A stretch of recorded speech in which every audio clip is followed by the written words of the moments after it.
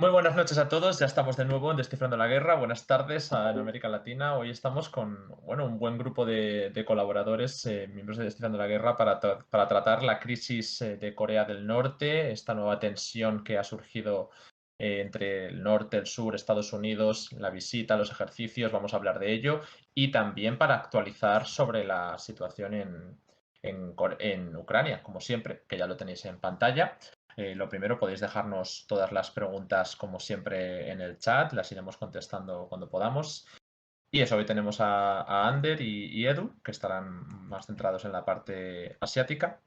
Y luego también estamos Manu y yo para hablar sobre Ucrania. Así que bueno, muchas gracias a todos por venir y nos ponemos manos a la obra.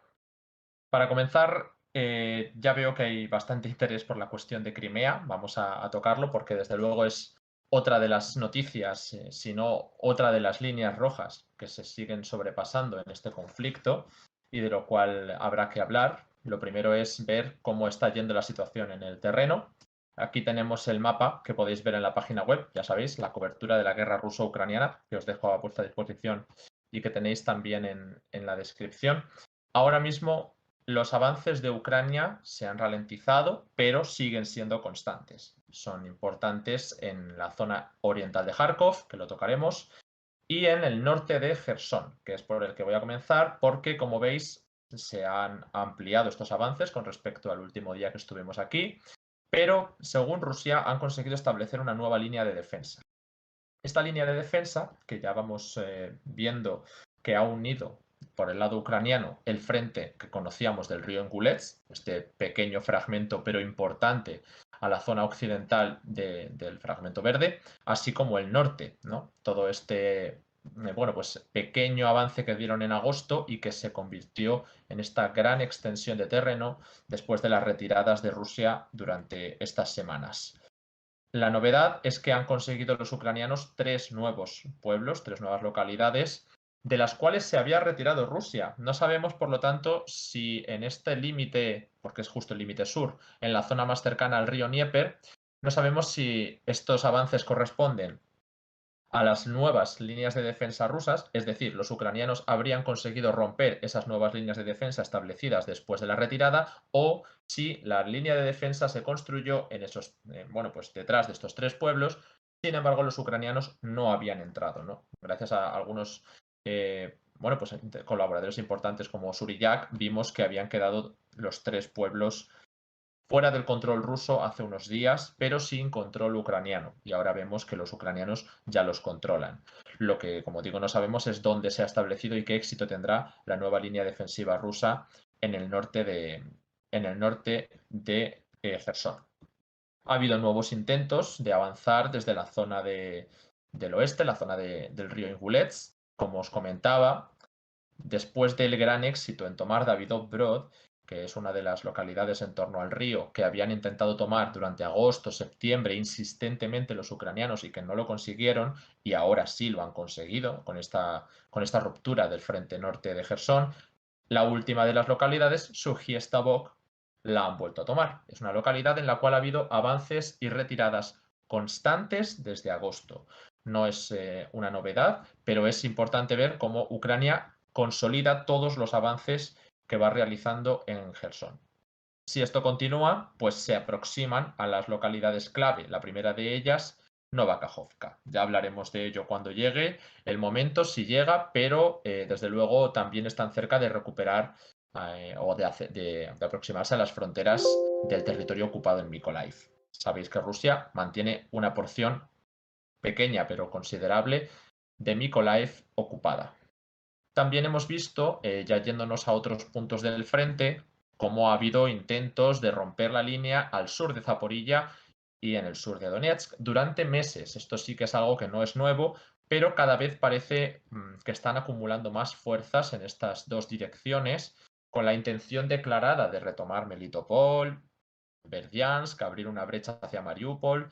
Nada de esto se ha producido, pero como decíamos siempre, pues hay que contarlo cuando no lo consiguen y después cuando lo consiguen ya estamos prevenidos. Después, como digo, hablaremos del ataque a Crimea, que ha coincidido con un nuevo intento o promesa de atacar por el frente de Zaporilla. Por el lado ruso, antes de pasar al norte, que es siempre más convulso, tenemos la archiconocida y muy lenta campaña de Artemivsk, la ciudad que queda al este del Oblast de Donetsk, cerca de las fronteras con Lugansk. Ya sabéis que desde el norte de Gorlovka se ha ido avanzando lentamente durante meses. Los recursos que Rusia ha puesto en esta operación militar especial no son suficientes para una operación a gran escala que implique ocupación del territorio y que no sea, bueno, pues lo que al principio veíamos, ¿no? Una columna larga que intentaba llegar a Kiev. Pero los esfuerzos siguen concentrados en el este de Donetsk. Por ahora ha conseguido exitosamente tomar varios pueblos, que parecen poca cosa porque efectivamente a nivel de territorio ocupado, que es lo que parece que pretende Rusia, no son nada, pero a nivel estratégico abren la posibilidad, siempre y cuando los refuerzos lleguen antes de que Ucrania les haga retroceder, como en otras zonas, abren la posibilidad de asediar o al menos intentar asaltar por el sur la localidad de Artemivsk, ya que por el este, a nivel geográfico, que es donde están intentándolo, es más complicado. Ya han entrado en una de las zonas industriales del este de Artemivsk. Durante estos días hemos visto vídeos de los combates. Eh, pero las últimas novedades, después de meses en los cuales consolidaron su posición en los pueblos al sur de Artemivsk, llamados, bueno, los podéis ver al acercar en el mapa interactivo, Versina, Kodema, Mykolaiv, Hadruja. Ahora, durante estos 3 días, 4 días, han conseguido consolidarse en Otradivka, Vesela Dolina y Zaitsevi. Esto les deja literalmente a las puertas de Artemivsk.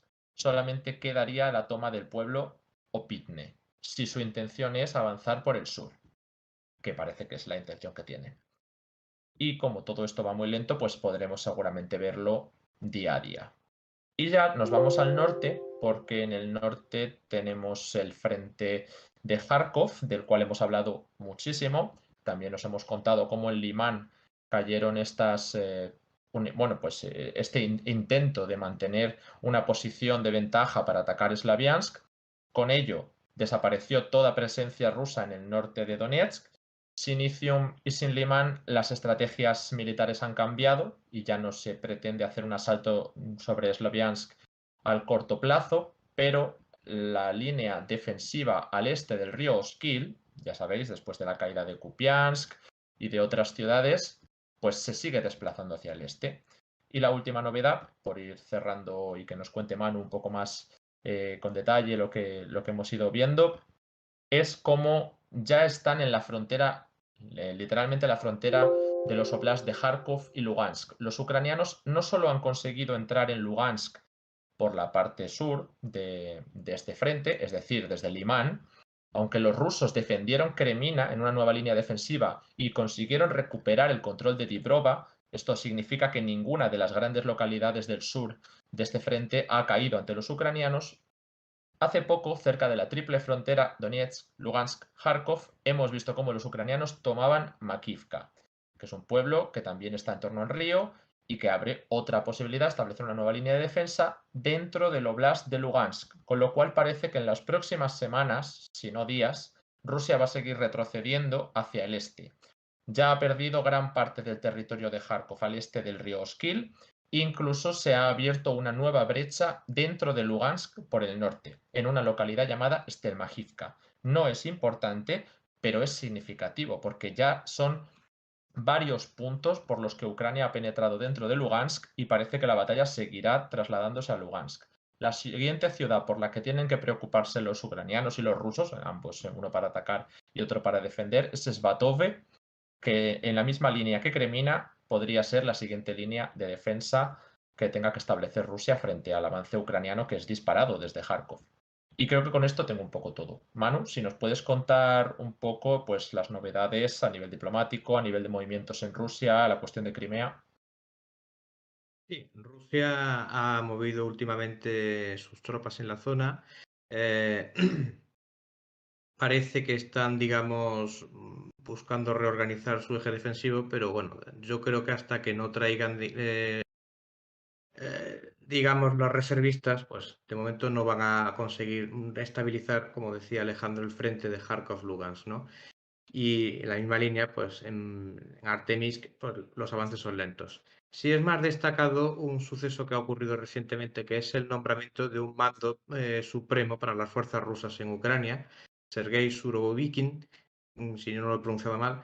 Este general es un veterano de la guerra de Siria, donde ganó bastante mérito y bastante prestigio entre sus compañeros de armas. Era un poco, por decirlo coloquialmente, una especie de solucionador de problemas, ¿no? Que tenían en el terreno. Y parece con esto Rusia apuntar a un cambio de estrategia, dado que este general tiene fama de ser un hombre duro. O sea, de una persona bastante distinta a algunos de los mandos rusos que habían operado en la zona, ¿no? Podría ser, digamos, un primer paso para lo que algunos ya están viendo, está por ver si ocurre o no, pero algunos ya ven que puede haber más cambios dentro del organigrama del ejército ruso. Hablamos en este caso del ministro de Defensa y del jefe del Estado Mayor, eh, que ha habido desde hace semanas muchas críticas sobre estos dos cargos. Se les ha responsabilizado desde el lado ruso de los fracasos que ha venido habiendo desde hace semanas, ya desde hace meses, si contamos desde el comienzo de la guerra. Y bueno, va un poco en la línea de todas las presiones que ha habido de cambiar la estrategia.